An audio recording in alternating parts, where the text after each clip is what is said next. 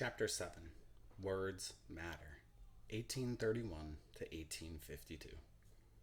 Words matter. They influence what we think and how we act. So it comes as no surprise that ideas about black people and slavery continue to be shared through writing. These writings almost always expressed ideas about black people being lesser and white people being greater. But there are other examples that broke this trend. For instance, William Lloyd Garrison.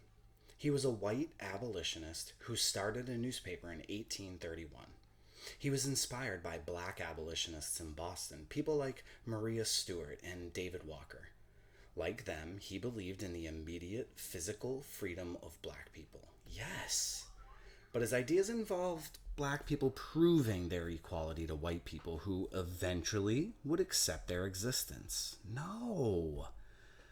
To make it plain, he believed in free today, but equal later on after white people are sure you deserve to be equal because your being human isn't enough. Black people shouldn't have to convince white people they are equal. His ideas about freedom for black people had strings attached, requirements he felt black people would have to meet. Because apparently, being people wasn't enough. In 1835, Garrison shared his ideas about black people and their freedom. He and others who joined him used the new technology of mass printing and the postal service to flood the nation with 20 to 50,000 abolitionist pamphlets a week. 1 million anti-slavery pamphlets by the end of the year. In 1845, there was a new narrative. Instead of this one giving thoughts and opinions about slavery, it was a first-hand account of its horrors. This story was written by Frederick Douglass, a black man who had been enslaved. His book, The Narrative of the Life of Frederick Douglass, an American Slave, was published with Garrison's help, and it was a hit, an important weapon to fight against the idea that black people were inferior. But Douglass was a runaway enslaved person whose voice was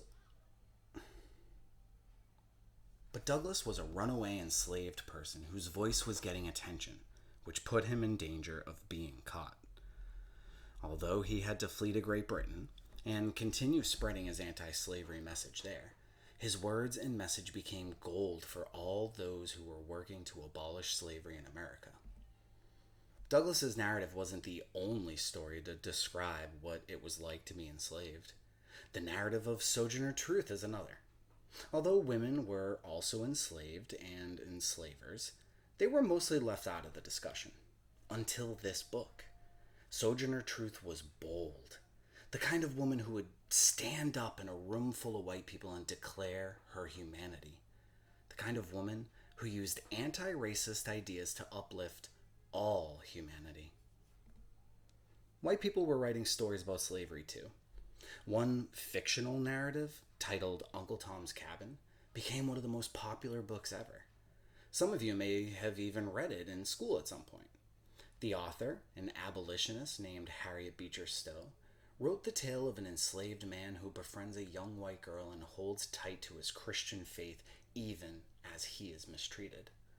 The book was Stowe's attempt to use fiction to change white people's views about slavery, to try to help them understand its horrors.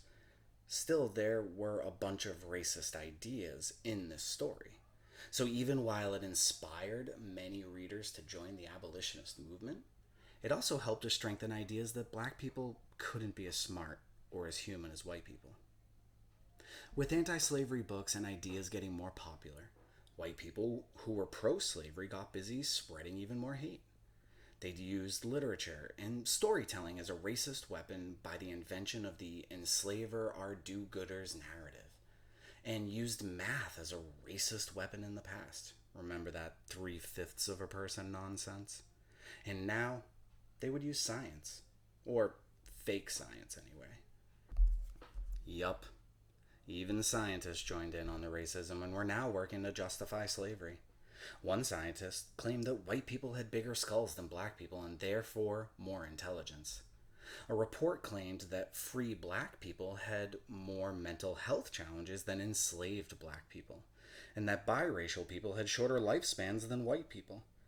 Of course, none of this was true. But these racist lies were hidden behind science and used to support and spread fake ideas about black people. Anything to justify supremacy and slavery. Anything to stop ideas about freedom. Soon, there would be a new political leader to weigh in on the issue of slavery. Abraham Lincoln.